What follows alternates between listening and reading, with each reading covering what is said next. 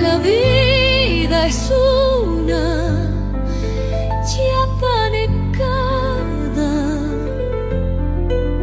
de Arcano Radio, otra forma de escuchar para ver el mundo.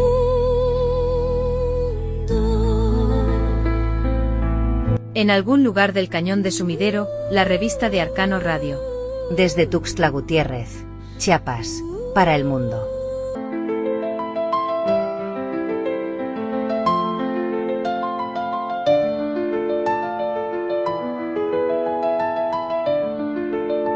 Otra forma de escuchar. La vida es una chiapa.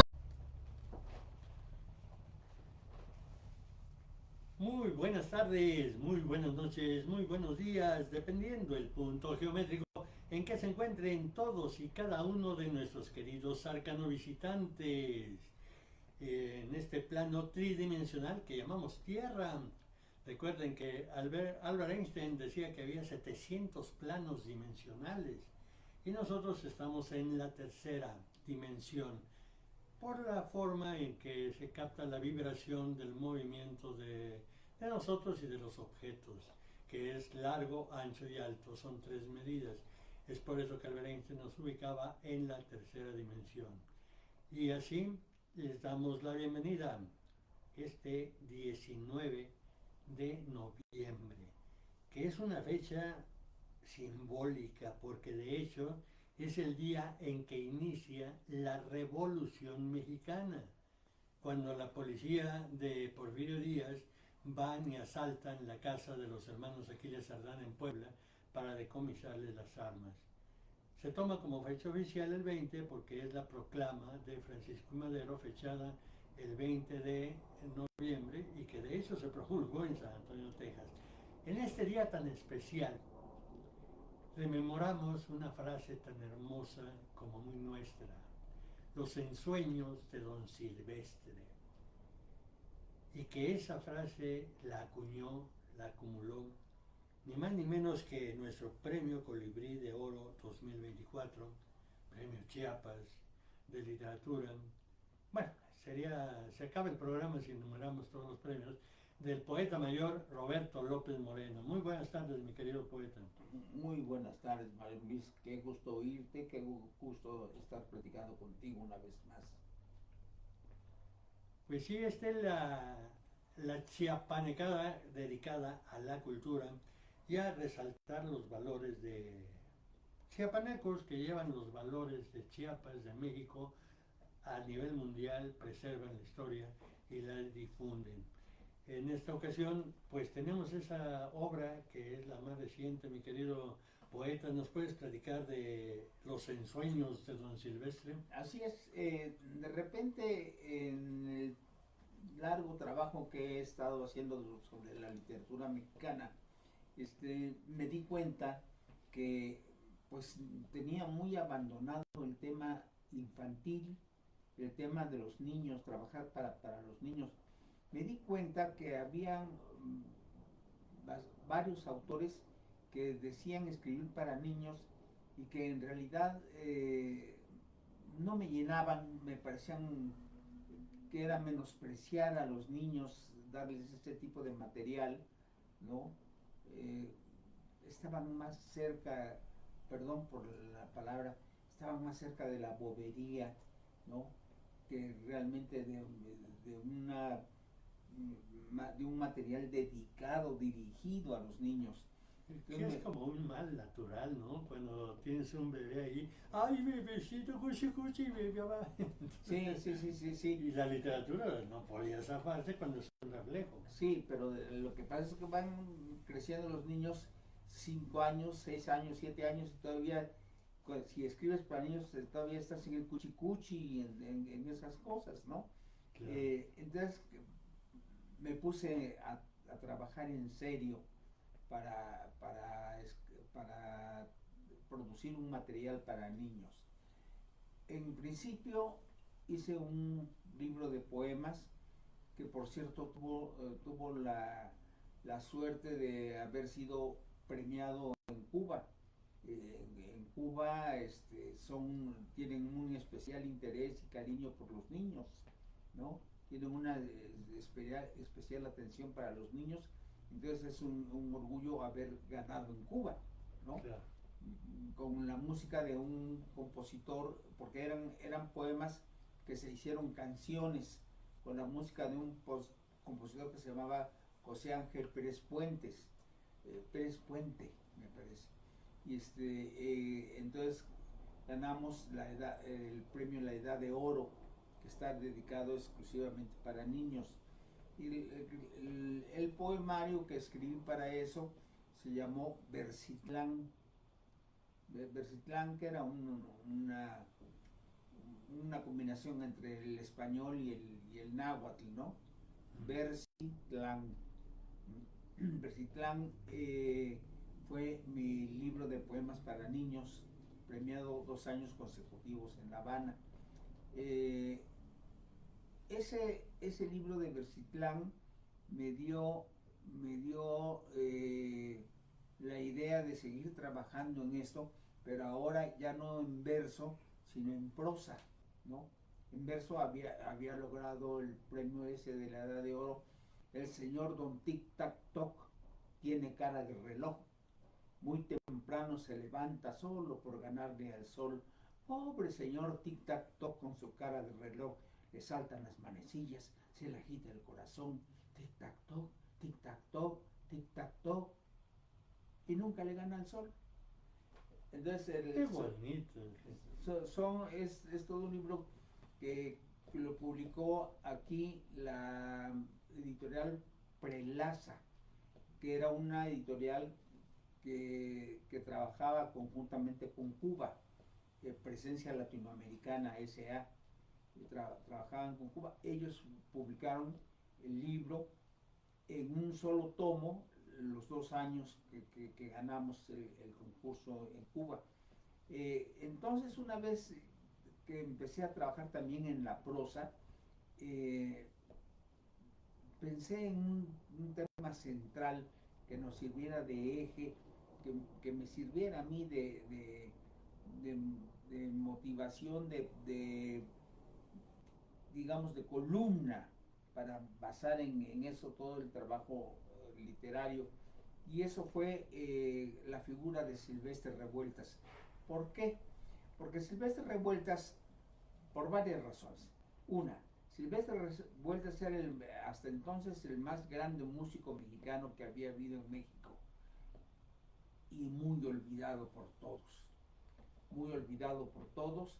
La noche de los mayas. Muy menospreciado, y entonces había que sacar esa figura tan amorosa, ¿no? Amorosa por México. Rescatarla y proyectarla. Entonces, ese era un motivo. Otro motivo más, él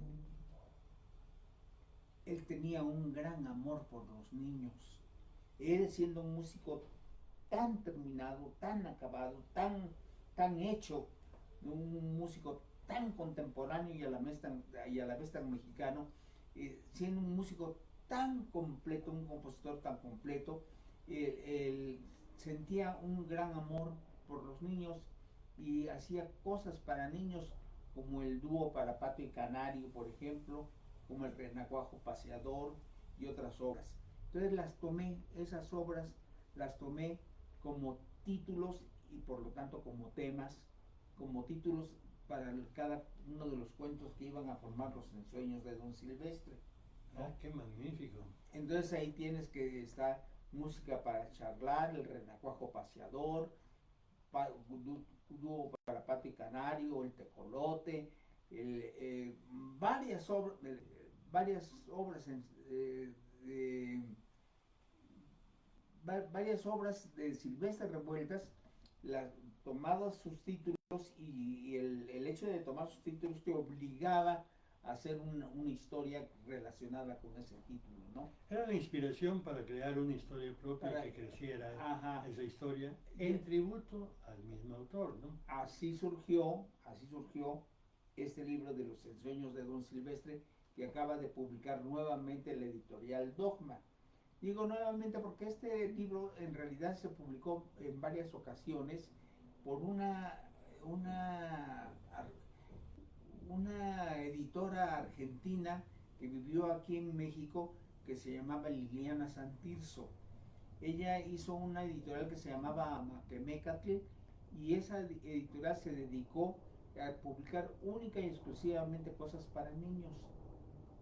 Allí salieron varios autores muy importantes que la cultura oficial no tomó en cuenta. La Santirso dejó de trabajar en este asunto, regresó a su tierra, creo yo, porque nunca más volví a saber de ella, y los escritores que fueron editados por ella, pues quedaron en el olvido también. No hubo una editora importante que retomara esa Esa propuesta. ese trabajo que por los niños habían hecho un grupo de escritores. Eran como 7, 8, 9 escritores que surgieron a la luz de ese empeño de Liliana Santirso. Fueron buenos escritores, y sin embargo quedaron relegados en el olvido. Es el mismo cuento que podría haberle sucedido a los ensueños de Don Silvestre. Lo que pasa es que andando los años, Liliana Santirso lo editó varias veces, los ensueños de Don Silvestre. Y después, cuando ya ella desapareció y que los demás escritores también dejaron de ser editados, yo dejé que esperara que se pasara un poco el tiempo, y lo he vuelto a retomar. Lo he retomado en editorial Dogma de Iván Cruz Osorio. Iván Cruz Osorio conoció el libro, le entusiasmó mucho, y decidió hacer esta reciente edición, que acaba de salir hace muy poquito. Pondremos así, o más. Déjalo, me acerco para que lo vean. Aquí a la cámara. Tiene los grabados en esta transmisión de Roberto García Ortega, que es un magnífico en la otra lo vemos. Un magnífico grabador, y él es el que hizo las ilustraciones, es el responsable de las ilustraciones. Entonces es un libro muy bello. Hicieron entre Roberto García Ortega y Iván Cruz Osorio, hicieron un libro muy lindo, muy bello. Antes que continuemos, mi querido Roberto, quisiera hacer un paréntesis, porque no siempre los arcanovisitantes son los mismos, cambian, no siempre son de México, llegan de otros países que ven y van a preguntar: ¿y quién es ese señor? Como en aquella ocasión que puse en Los Eternos Efímeros a Pablo Neruda recitando sus poemas en las Naciones Unidas, y que me mandaron correos y: quite ese señor, no sabe nada de poesía. Porque era muy plano. Quiero escribir los versos. Entonces, tenía fama de que así leía sus así era. poemas. Tengo por él la grabación del archivo de Naciones Unidas. Bueno, pues en este caso les quiero comentar a nuestros queridos arcanovisitantes que estamos con nuestro poeta mayor, que en el 2024 recibió el galardón Colibrí de Oro, y que se le entregó precisamente en el Día de la Poesía Internacional de la Poesía, que organizamos en el Club de Periodistas de México el 21 de marzo del 2024. Cierto. 2025. Pero Roberto López Moreno nació en un año del cual no me quiero acordar porque hace un poquito de tiempo. Bueno, 1942. 42, sí. Es cuando él llega a estos planos tridimensionales, pero llega en un punto que es mágico, que es, tiene ese sabor a leyenda, a nostalgia, a creencia, que es Huixtla. Ahí en Huixtla, Chiapas. Creo que ahí cerca estaba la campana, ¿no? Algo así de un cerro que le llaman la campana. No. Es un cerro. Huixtla quiere decir tierra de los colibríes, que tradicionalmente se ha hecho una traducción lineal que es burda. Lineal, de acuerdo con el náhuatl, sería la tierra de las espinas. No puede ser tierra de las espinas un lugar tan tropical, donde no hay cactus ni nada, bueno, y se pasa por alto que el emblema que los nahuas le impusieron a Huixtla es una espina de maguey, y la espina de maguey significaba, para los aztecas, la punta del colibrí, el pico del colibrí.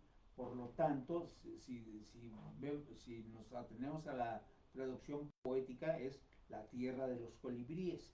Entonces, en esa tierra de los colibríes, los colibríes se juntan y suben y suben y suben y se convierten en una enorme piedra que está encima de uno de los cerros más altos que circundan a Huixtla. Esa piedra inmensa, que nadie sabe cómo aparece en la punta del cerro, parada verticalmente, ¿no? Ha producido una gran cantidad de leyendas, y a la que tú te refieres es una de ellas, es la de Juan No, el Juan Campana. Juan No los dioses mayas le imponen que cargue una enorme campana y que la lleve al mar, pero no debe, de acuerdo con la leyenda, no debe descansar, porque si en el momento en que descansa se convertirá en piedra, la campana y él se convertirán en piedra. Entonces cuando llega al cerro ese y domina, ya va muy cansado y domina con la vista el mar, ve el mar, se impresiona tanto con el mar que descansa la piedra, y en ese momento se convierte, descansa la campana, descansa la campana, y en ese momento se convierte en piedra, ¿no? Y si tú vas a Huixtla, si vas al Soconusco, si vas a Tapachula o a Guatemala, tienes que pasar de Oaxaca, tienes que pasar por toda la costa de Chiapas y tienes que pasar por Huixtla. Entonces, al llegar a Huixtla, Juan Campana se hace presente y desde lejos ves como una uñita que está rasgando el cielo, ¿no? A medida de que vas acercándote a Huixtla, esa uñita va creciendo y ya cuando estás en Huixtla ves que es una enorme piedra que está vertical sobre uno de los cerros más altos de Huixtla. Ese es el lugar de nacimiento que vio la luz nuestro poeta mayor Roberto López Moreno, que entre sus premios más recientes es la medalla al mérito de Artes 2023 en letras otorgada por el Congreso de la Ciudad de México. Estos galardones que dan los congresos no necesariamente son tan fáciles de adquirir, aunque muchos pensarían lo mismo, pero requiere primero reconocimiento y segundo el trabajo real que ha realizado nuestro poeta mayor. Tiene más de 100 libros editados en prosa, en soneto, es creador de varias escuelas de poesía, y en esta ocasión estamos platicando de este libro, que es un libro de cuentos infantiles y que nace la inspiración con ese gran mexicano que muchos han desconocido o prefieren mantener en el olvido, que es Silvestre Revueltas, de una gran familia, Pepe Revueltas, y la mujer... Fermín Revueltas, el pintor, Rosaura Revueltas, la coreógrafa y bailarina, fundamentalmente ellos, Fermín, Silvestre, José, Rosaura. Y de los demás hermanos eran muchos, los hermanos también tienen sus habilidades, sus talentos y todo eso, aunque los 4 primordiales son estos 4 que acabamos de mencionar: Fermín, Silvestre, José y Rosaura. Un gran tributo a esos grandes mexicanos que no deben pasar desapercibidos ni se los puede tragar el olvido. Y tu portada, veo aquí a Silvestre, ahí está Silvestre Revueltas, Silvestre con todo el cabello revuelto, como siempre lo tenía así despeinado. Están unos animales de fábula, en fin, es una portada excelente, muy mística y que tiene muchas connotaciones simbólicas, ¿no? ¿Quieres platicar algo de eso? Bueno, lo que pasa es que entre las obras de Silvestre Revueltas hay una muy importante que acaba de grabar, no acaba de grabar, pero sí en estos nuestros tiempos lo grabó Dudamel, que es el director venezolano. Que era jovencito, ¿no? Destacó porque era muy jovencito y sí, se hizo cargo de la orquesta sinfónica. Y actualmente es uno de los grandes directores del mundo. Y él, de su obra más reciente, no como acabo de decir, acaba de grabar, porque no acaba de grabar, ya tiene algunos años, pero no deja de ser su obra más reciente. Hay un disco que acaba otra vez. Hay un disco que grabó Dudamel con 2 obras fundamentales, sinfónicas. Fíjate nada más: La Noche de los Mayas, de Silvestre Revueltas, y La Consagración de la Primavera, de Igor Stravinsky. Fíjate nada más qué importancia. Y qué importancia que Dudamel es consciente y junta 2 obras maestras de dos continentes, ¿no?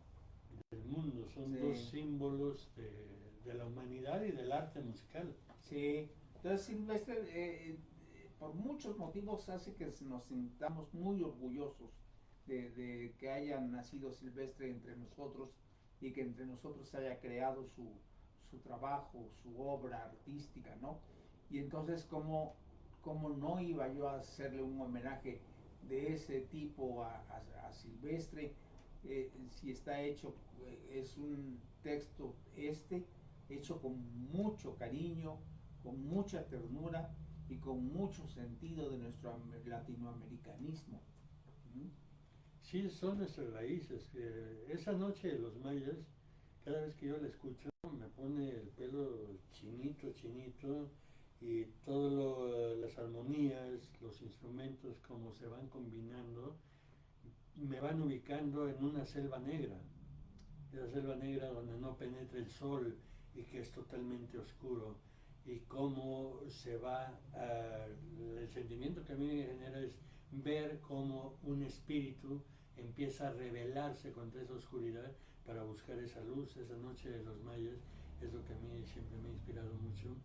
Incluso la tenemos programada en arcanoradio.blogspot.com casi diario, eso de las 20 horas, a la Noche de los Mayas, entre otros música clásica, pero es la más destacada, ¿no?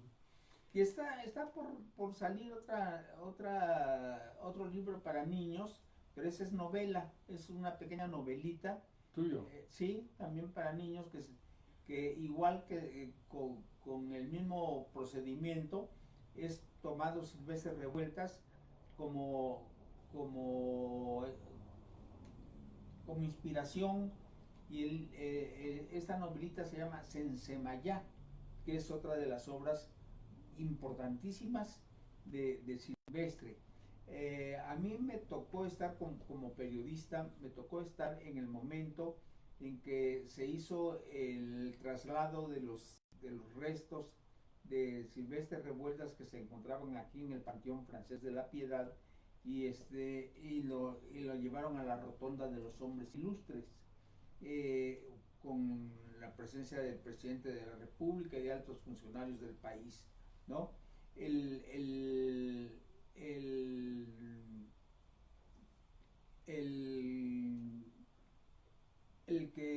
encargado de decir las palabras de homenaje en la hora del traslado. El orador oficial. El orador oficial, claro, fue ni más ni menos que un sabio que se llamó Luis Herrera de la Fuente. Era un director de música de concierto que había sido director muchos años de la Sinfónica Nacional y que era un sabio, simplemente era un sabio. Entonces él dijo las palabras de homenaje, y entre las palabras que dijo, lo tengo yo registrado incluso en un libro que escribí hace tiempo que se llama Crónica de la Música de México. Tengo registrado ese discurso. Ahí asegura el sabio que era Luis Herrera de la Fuente, asegura que la obra más importante y más grandiosa que se ha escrito en América Latina era Sensemayá de Silvestre Revueltas. Lo dijo en público, ante las cámaras, todos estaban filmando el traslado de los restos a la rotonda de los hombres ilustres. Para que un cerebro tan enterado como Luis Herrera de la Fuente dijera una cosa así, dijera una afirmación de ese grado, bueno, se requiere de veras tener muchos elementos, ¿no? Claro. ¿Y esa novela, más o menos la temática? Son de unos niños que van a buscar la alegría porque se las robó un ricachón, se robó la alegría del pueblo y la tiene en un lugar apartado donde tiene sus riquezas y todo eso, y van los jovencillos, los dos niños, no jovencillos, los dos niños salen a buscar porque no pueden ver a su pueblo lleno de tristeza, porque se robaron la alegría. Entonces, en el transcurso conocen a un brujo que se llama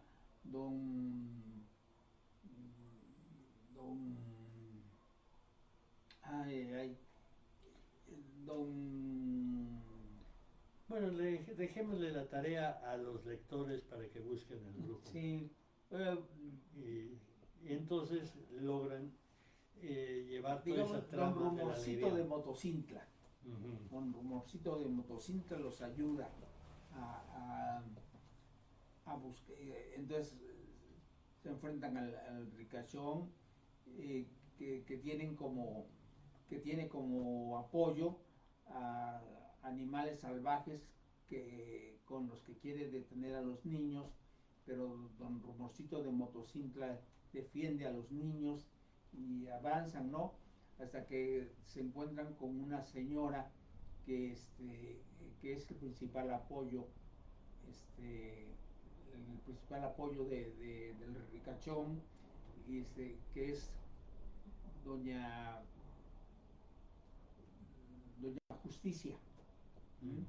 Una vieja tuerta y gorda y fea, bruja, que llega y a apoyar al ricachón, ¿no? Doña Justicia. Y por fin los niños vencen a esta señora, ¿cómo se llamaba también esta mujer? Que tiene un nombre también ahí en la novela, ¿no?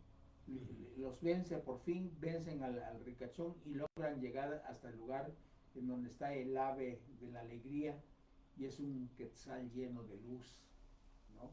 Qué imagen tan preciosa. Es un quetzal lleno de luz, y ahí termina la novela, que regresan a su tierra con la alegría para el pueblo.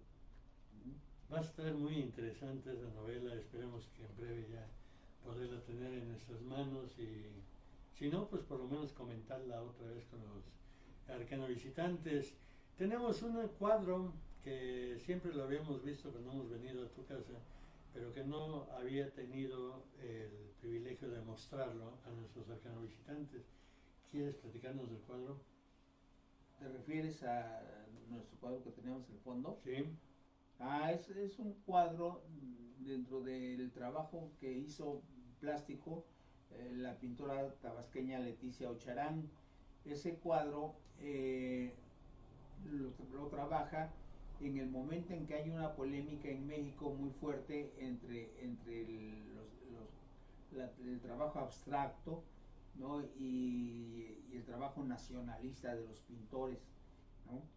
Entonces, lo curioso aquí es que don Antonio Rodríguez, que fue un gran crítico de arte y que era un gran defensor del arte nacionalista y figurativo, de repente se ve atraído fuertemente por este cuadro de Leticia Charán que jugaba más hacia lo abstracto que a la posición que normalmente utilizaba don Antonio, era en la que se apoyaba don Antonio Rodríguez.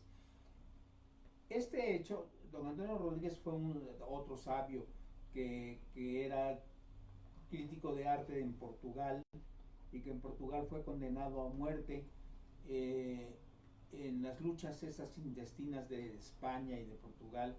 Entonces unos compañeros de su partido, me imagino que era el Partido Comunista, se disfrazaron de enfermeros y fueron al hospital donde estaba hospitalizado don Antonio Rodríguez, lo salvaron, lo sacaron del hospital y lo embarcaron para México, ¿no? Que estaba recibiendo México a estos luchadores de España y de estas partes de Europa, ¿no? Llegó aquí a México y pues fue un hombre que contribuyó mucho a la pintura y a las artes plásticas en México, ¿no? El Politécnico lo apoyó mucho también, le publicó varios libros. Fue un hombre muy importante, don Antonio Rodríguez. Pues Antonio Rodríguez era un defensor de la pintura figurativa, de la pintura nacionalista, de todas estas corrientes. Entonces, en el momento en que se encuentra con este cuadro de Leticia Charán, le impacta mucho y hace un artículo sobre este cuadro en el Excelsior, me parece, no me acuerdo. Entonces eso hace que Leticia vaya y le agradezca y lo invite a que vea su obra. Sí, su estudio. Y va don Antonio Rodríguez, ve las obras de Leticia a partir de este cuadro y termina haciendo un libro. Él, que defensor de las artes figurativas, termina haciendo un libro sobre los cuadros abstractos de Leticia Charán. Ese fue su triunfo. Excelente anécdota. Esas anécdotas que siempre nos remiten a nuestras raíces. Ayer en la tarde anduve por la calle de Secreto, me tomé una foto ahí enfrente del departamento que fue de donde vivía Guadalupe Alfonso Albores con el paisa, y que eran las bohemiadas de Secreto los sábados y domingos. ¿En dónde vivía Guadalupe Alfonso? Donde está el monumento. Yo no la conocí, oí hablar de ella porque era hermana de Julia, que era una gran amiga de nosotros. Era la bailarina. Está el monumento de Obregón, ahí en San Ángel, la bombilla. Y en la parte de atrás hay una callecita curva que se llama Secreto. Que hay un puentecito. Del otro lado, terminando esa calle, entre la bombilla y debe haber sido precioso estar ahí Entonces ahí está el departamentito de donde vivían ellos, y todos los sábados llegaban la creminata del arte y la cultura, que si yo hubiera sabido quiénes eran, te juro que no hubiera leído nunca mis poemas. Es que sí, tenía yo como 13, 14 años, y ya que están todos ahí en la bohemia, en la tertulia, y platicando de que si esta obra, que si fulano, y el que criticaba Palabras Mayores de Luis Pasos, que era muy oficialista, etcétera, una serie de cosas que se discutían ahí. Y doña Lupe decía, a ver poeta, deleítanos ahora con uno de tus poemas. Y ahí me ponía yo a leer mis poemas, que eran como de 3 hojas, ¿no? Seguidas y a mano. Entonces, por eso es que es mi madre literaria, porque fue la que empezó a fomentar más en mí la poesía, me presentó en sociedad, que yo nunca me Qué presenté maravilla, en esa sociedad. Qué maravilla, qué lástima que yo ya no conocí ese ambiente. Entonces, y Pancho, su marido, que era catedrático de la Facultad de Filosofía y Letras de la UNAM, me llevaba a sus cátedras, y ahí iba un chaval de secundaria, iba de oyente a la Ajá. cátedra de filosofía de Pancho. Ya después, por azares del destino, pues tuvimos que separarnos. Ya los perdí de vista, yo me fui a provincia, etcétera, y la volví a encontrar hasta el 2005, pero ya estaba muy O sea, acabada. tú ya no fuiste a la casa de Julia. Sí, con Julia también. Llegaste ahí a la casa de Julia. Sí, es que mi mamá era muy amiga de ellas, de Flor, Ah, pues qué raro que qué raro que no nos vimos en la casa de Julia. de Julia, de Lupe y de Mario Luis. Ajá, Mario sí, Luis, que incluso. vivía en el norte. Sí, ya los últimos años vivió en Comitán, allá murió Mario Luis. Ya toda la familia murió, nada más está Flor, Flor. en Cuernavaca. Sí, la esposa de González Márquez. Sí, es la única que sobrevivió. Entonces, pues la frecuentaba con ellos. A la casa de Julia me gustaba ir mucho porque tenía una biblioteca muy amplia. Ujú. Y yo había oído mucho de Guillermo Prieto, el político que hizo acá y allá con Madero, Claro, etcétera. claro, claro. Y ahí entre sus libros, Los soldados mexicanos no asesinan. ¿sí? Me encuentro un libro de poemas de él, De Guillermo Prieto. ¿sí? En la biblioteca de Julio Alfonso. Claro, yo era muy respetuoso y me lo hubiera llevado, pero no me lo llevé. Y ahí empiezo a penetrar, gracias a esos libros y solitos, que te enfrentas a esas lecturas, es cuando empiezo a asumir un compromiso con mi poesía, que debe ser un compromiso social, y que pues fue la época en que ya iba de salida la poesía pamfletaria, ¿no? Que importaba más el dogma político que la estética, la rima o la música del poema. Entonces sí, caí en un bache de esos como 2 años, en donde nada más me escribía sobre el dogma. Cuando creía yo todavía en la izquierda. Creía yo en la izquierda, éramos socialistas, estuve en partidos comunistas, en las juventudes comunistas, todavía en el CCH. Pero pues al paso de los años te vas enterando de que el socialismo es utópico, no existe. Tienes líderes que se hacen pasar como socialistas, pero se enriquecen y a costa de todo un pueblo. Tengo hermanos poetas cubanos, que no se pueden decir los nombres, pero que me platican de esa terrible realidad de tener 1 hora al día de energía eléctrica, de que no tienen para comer, de que no hay medicamentos, de que está todo. Bueno, parecería que aquí el sistema médico de Dinamarca que tenemos, ¿no? Así está la situación. Entonces te empiezas a chocar y es cuando dices, bueno, pues yo sigo creyendo en el comunismo, en el socialismo, pero lamentablemente no hay en donde puedas afianzarte y decir, esto es realmente lo representativo de esa corriente, ¿no? Tienes Cuba con toda esa situación que está, mientras que Díaz-Canel está feliz de la vida comiendo bien gordito, de que le echa la culpa al que no tenga la infraestructura para levantar basura, le echan la culpa al bloqueo, que ni siquiera es bloqueo. Si hubiera bloqueo, Claudia Sheinbaum no le mandara los miles de barriles de petróleo, pues no iban a poder pasar a Cuba. O sea, no hay bloqueo, es una fantasma que se creó porque todo queda en manos de una burbuja de élite, que eso es lo que te da tristeza, mientras que ves a todos los demás.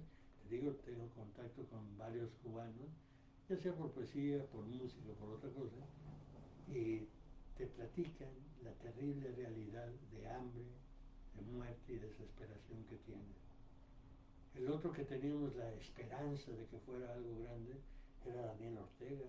Aquí en México se le asiló, se recibió todo el apoyo con López Portillo, que los financió para que fueran de regreso a su patria, que mandó brigadas médicas López Portillo a Nicaragua para auxiliar a la insurgencia de Daniel Ortega. Y ahorita ya tienes una empresa, toda Nicaragua ya es nada más de Daniel Ortega y su esposa. A su mismo hermano ya lo metieron a la cárcel porque criticó algunos de los actos de Daniel Ortega.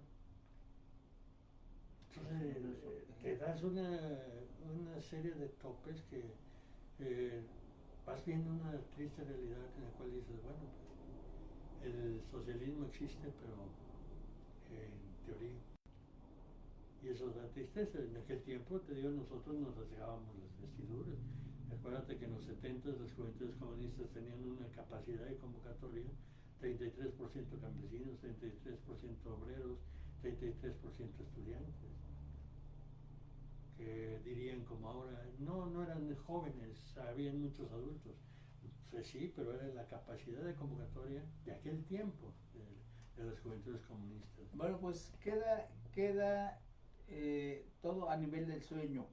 Y ahora como los ensueños de don Silvestre. Como los ensueños de nuestra obligación es pues seguir luchando por esos sueños, ¿va? Para lograr que algún día la humanidad sea realmente dueña de su futuro, de su vida, ¿no? Pues lo único que nos resta es trabajar hacia eso, con la idea de que va a ser muy difícil para no desilusionarnos, porque las desilusiones son muy pesadas. En la primaria estoy en un internado militarizado, quiero seguir la carrera de las armas, porque es lo que se me imbuyó 6 años en la primaria. A mí un orgullo el uniforme militar. Y en el 72 creo que fue cuando vienen los halcones aquí y que ves cómo utilizan a los militares. Y yo me desilusioné totalmente, entonces me fui hacia el otro extremo totalmente, empecé a andar con la greña hasta los hombros, cadenas, navajas, y andar en grupos de tipo porque te desilusionó en lo que tú creías.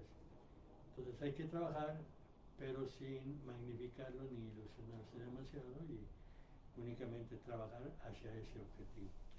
Pero en fin, los ensueños de don Silvestre ya están listos, ¿no?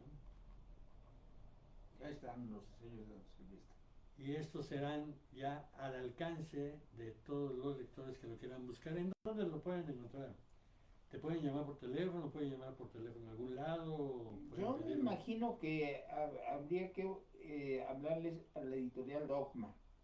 No sé si aquí dice que en esta primera edición,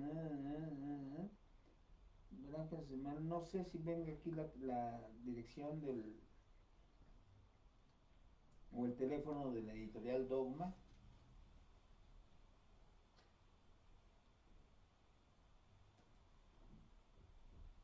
Pues no.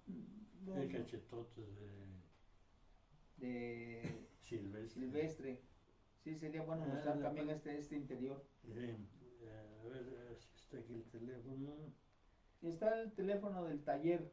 No, los ensueños de Silvestre, Roberto López Moreno, se imprimieron 500 ejemplares, el tiro fue impreso en los talleres de litográfica Ingramex S.A.D.C.B.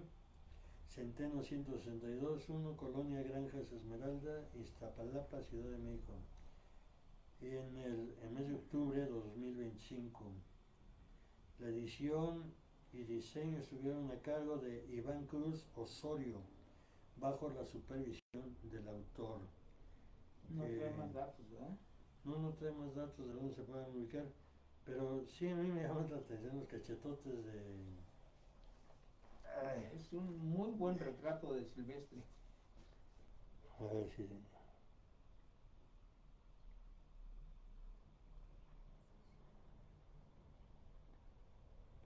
Hombres que trabajaron y se entregaron, Pepe Revueltas, todo lo que batalló, sufrió, persecución, estadía en la cárcel, pero que incluso dentro de la adversidad hubo la creatividad para superarlo. Ajá, y una creatividad en donde estamos reflejados todos nosotros como sociedad, como pueblo. Una sociedad en la cual se Como reconozca. cultura. Es que fíjate, el socialismo tiene, el comunismo tiene el principio místico básico, de que todos somos iguales y la única diferencia es el servicio. Así es.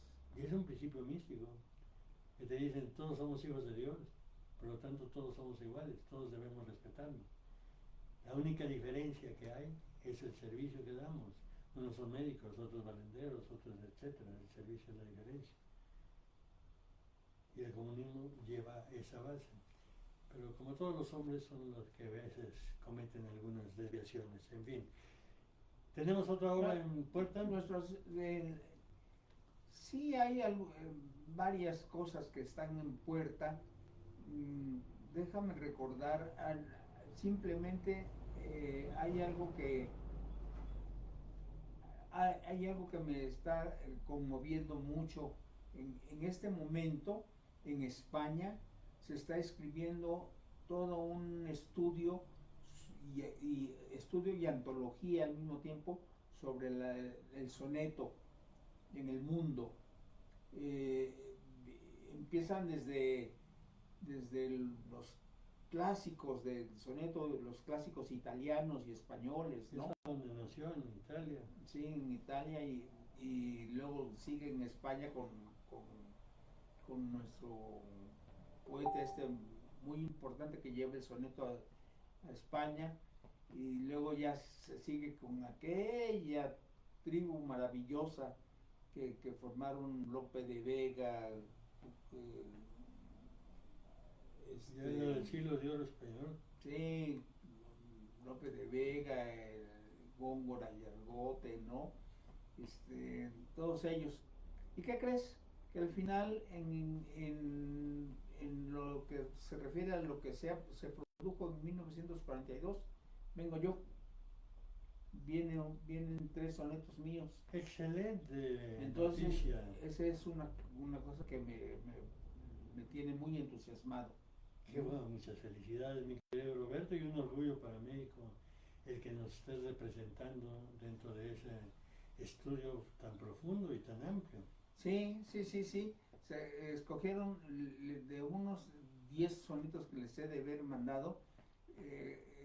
Me di cuenta, ya me mandaron el libro, no, todavía el libro no está hecho, pero ya me enviaron el diseño. Y en el diseño veo que escogieron 3 de cada uno de los grandes poetas que incluyeron, y pues de mí también igual escogieron 3 sonetos de los 10 que les mandé, escogieron 3, y pues me parece maravilloso, ¿no?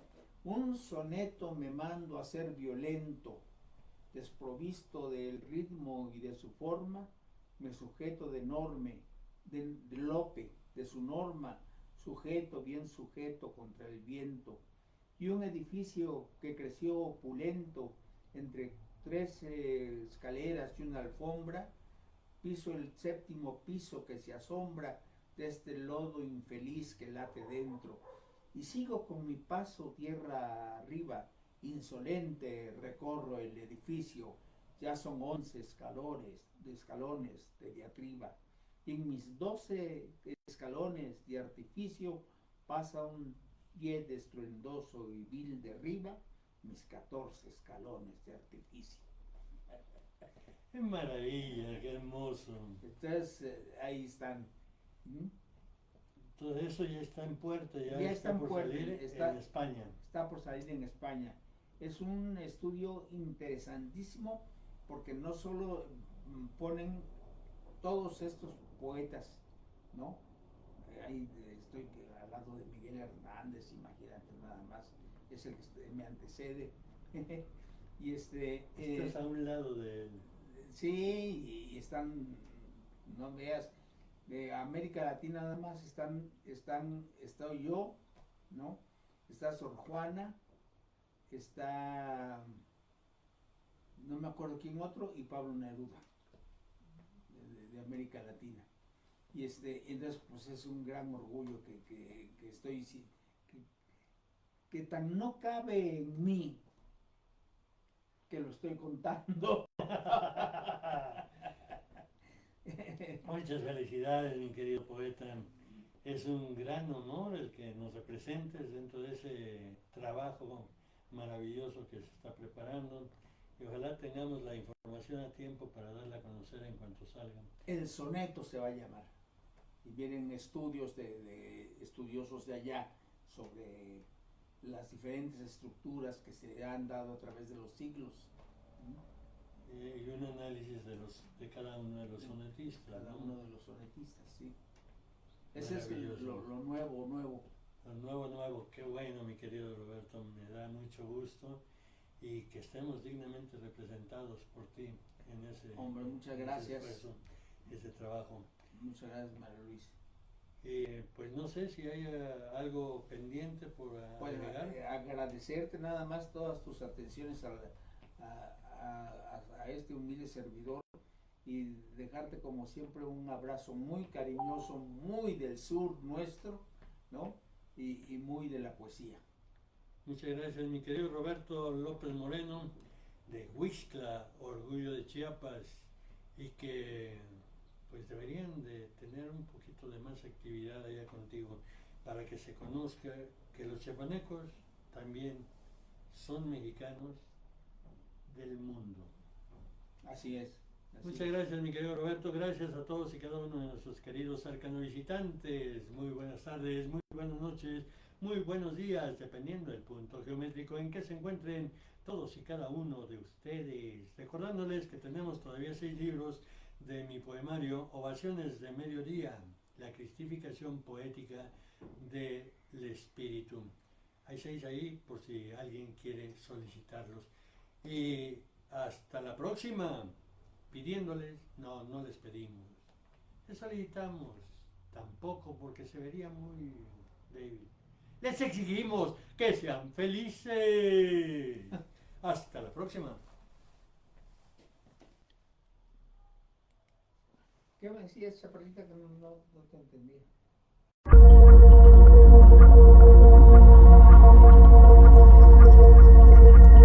¿Nos acompaña? Preservamos y difundimos nuestras raíces históricas para reafirmar nuestra identidad en el presente de México con las obras del Premio UNESCO de Literatura, Mario Luis Althusar Suárez. Editados por Publicaciones Aldean. A un clic de la revolución del espíritu en el despertar de la conciencia, ¿en dónde? En Amazon.com. Los cuentos Los Herederos, 7 cuentos desde Balón Canán y más, y una obra de teatro en un acto. Incluye El signo de los tiempos, que fue galardonado con el Premio UNESCO de Literatura 1992, la Medalla al Mérito Literario de la Libre Legislatura de la Honorable Cámara de Diputados del Congreso de la Unión, Caso de Plata de Saint-Malo, Francia, entre otros. Tercer Imperio, una colección de 45 cuentos. El tercero le da título a la obra, en donde se detalla la tercera coronación del emperador mexicano para evitar regresar el poder que buscó durante 20 años. Alux Caas, Enano Maldito, testimonio literario de la dictadura que sufre México. Reúne cuentos y poemas publicados en el Club Los Retos de Dácil en las Islas Canarias, España. Cortejado por sus eunucos intelectualoides, protegido el engaño por sus mascotas habilitadas de sicarios y robots digitales. Nanocuento, enlace intangible, responde a esa urgencia y exigencia de responder a nuestra responsabilidad histórica de actualizar y homologar la creación literaria para responder a las necesidades de los lectores y alcanzar a los avances tecnológicos y científicos que afectan positiva o negativamente a la convivencia social de la no tan generosa y si salvaje era digital. Los poemarios. En Cántico Silente, rescata la técnica de la reina de la poesía, el soneto en endecasílabos con 2 cuartetos y 2 tercetos, en la musicalidad estética de la rima. Con las ovaciones de mediodía, la cristificación poética, compilación desde la clandestinidad masiva en los periódicos y revistas con más de 100.000 ejemplares diarios, recoge la alegría, la paradisiaca y acogedora residencia del llamado hombre común. Los cánticos de cohabitación redentora, son la rebelión a la dictadura cibernética del onanista culto al individualismo del tercer milenio, y profundiza en sus cánticos de cohabitación redentora, en la función primaria de la belleza y el arte estético poético de religar al Hijo con su Padre, al hombre con Dios. Proyecta La Hora de los Muertos, homenaje vigente a las víctimas del terrorismo nuclear en Hiroshima y Nagasaki. Son 30 poemas, 1 de prólogo, 2 de corolario en los 5 soles mexicas, con el juez supremo, ese ser alejado de la malicia al ser nonato, recibe a los testigos del apocalipsis nuclear. Con sus novelas, Nahual del Sexto Sol se decodifican en Palenque, Chiapas, México. Las claves del sendero de Quetzalcóatl en la consumación de los tiempos de las estructuras del pecado, anunciado por el profeta. Se decodifica su epicentro en Palenque, Chiapas. Historia, esoterismo y misticismo para entender nuestro presente en el mundo. El Adam Cartman, en la conspiración del fin del mundo, es el gran iniciado que ilumina al Hijo del Hombre para protegerlo en la gran oscuridad del sistema económico, político y social que enfrenta su derrota en la gran batalla final, pese a sus conspiraciones masónicas, policíacas y de espionaje. Los ensayos. La primera edición fue por la Benemérita Universidad Autónoma de Puebla, de la palabra Último Reducto de Libertad, Manual de Periodismo. Plasma su experiencia en más de 50 talleres de actualización y ética periodística en la República Mexicana. La libertad de expresión no es una gracia otorgada por los hombres y mujeres del poder, es el libre albedrío del pensamiento otorgado por el soplo divino. Vigencia de Juárez. Rescata del grosero manoseo político doctrinarios cuatrotero, a la imagen del gran estadística reconocido por el mundo en su defensa de México. El mejor ensayo que he leído, dijo el hoy desaparecido Carlos Ravelo, quien fue jefe de información de Excelsior y El Universal. Hay mucho más, no espere más, en un clic en las librerías de Amazon.com y también en el 961-237-5363 en Tuxtla Gutiérrez, Chiapas, México.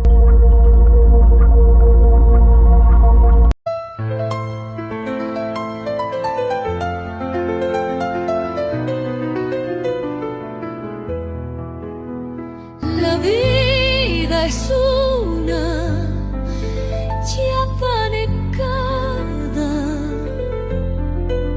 de Arcano Radio, otra forma de escuchar para ver el mundo.